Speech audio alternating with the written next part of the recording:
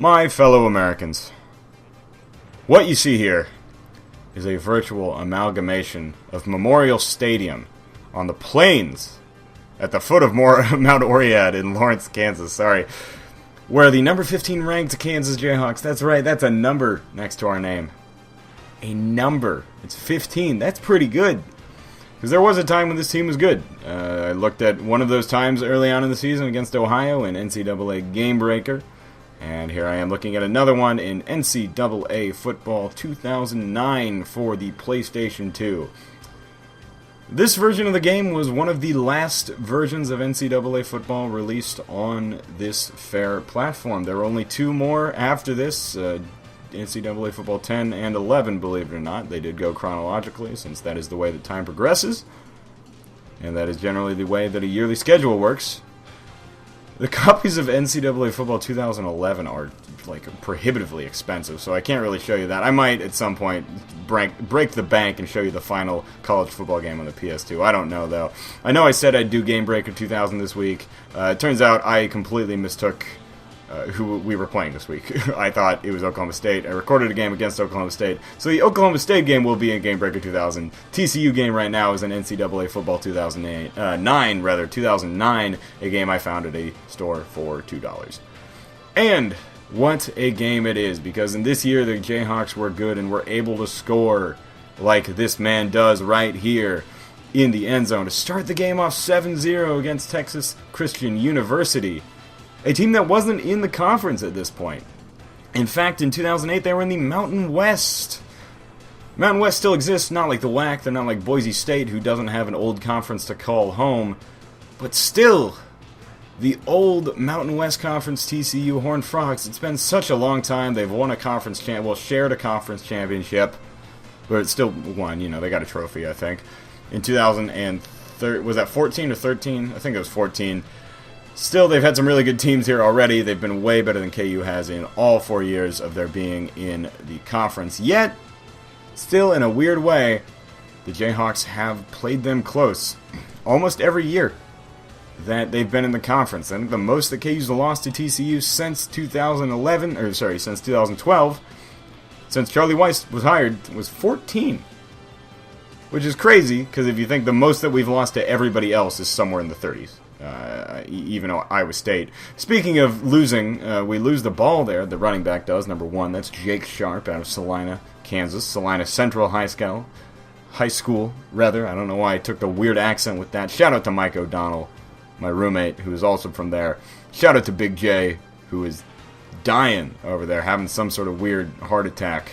We got the third-person camera view, which was added in NCAA 07. Makes the return game a lot easier, but also gives you way too much false hope that you're going to take everything back for a touchdown. You do generally get better field position, though, which is one of the more interesting things. I'm glad they do that because it makes the game really a lot easier.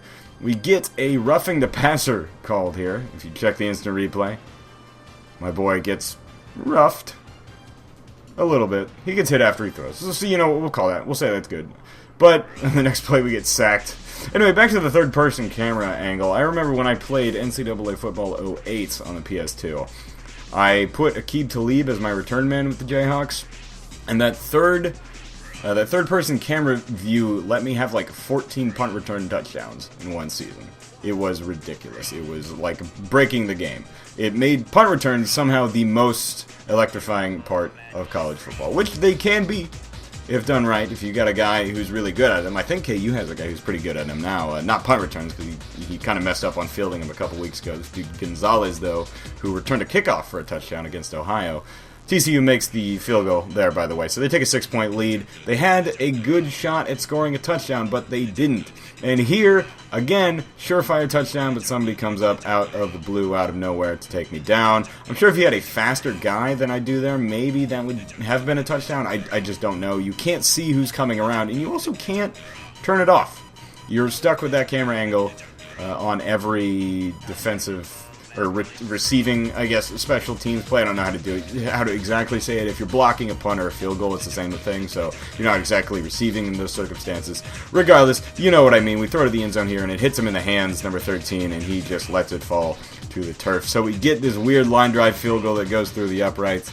I don't care about the way it looks. I just care about the way it looks on the scoreboard. I know I just contradicted myself. 13-10 at the half, but TCU gets the ball back.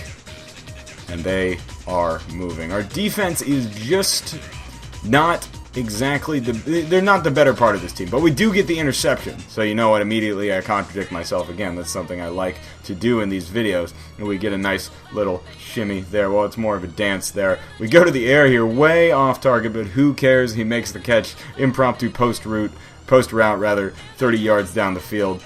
We are in America here. I'm sorry I used the British pronunciation of the word route.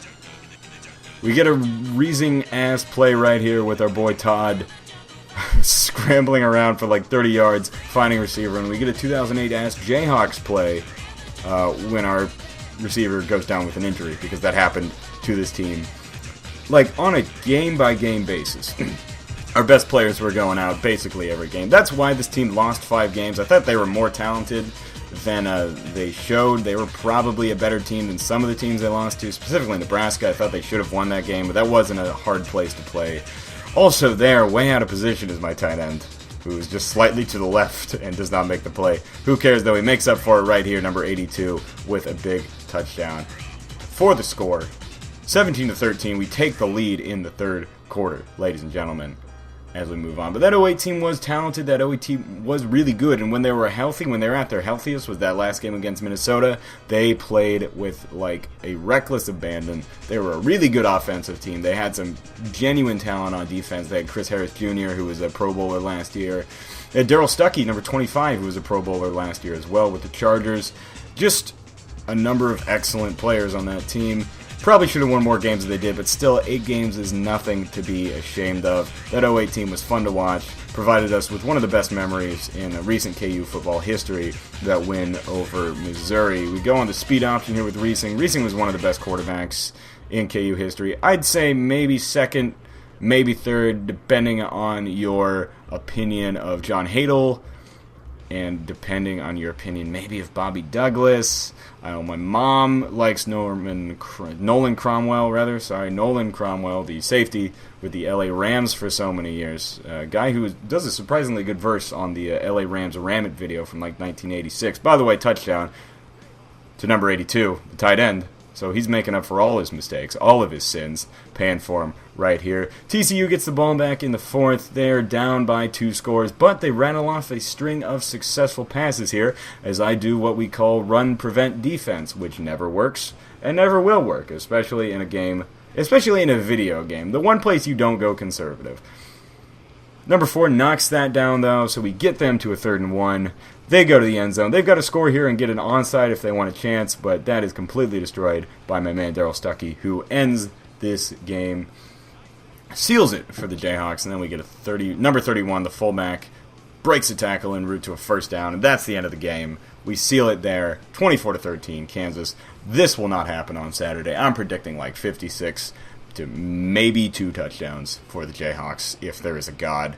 And I watch KU football every week, so I am convinced there is not. Thank you guys for watching. I'll see you next time. Sorry I didn't make a Phil Collins reference.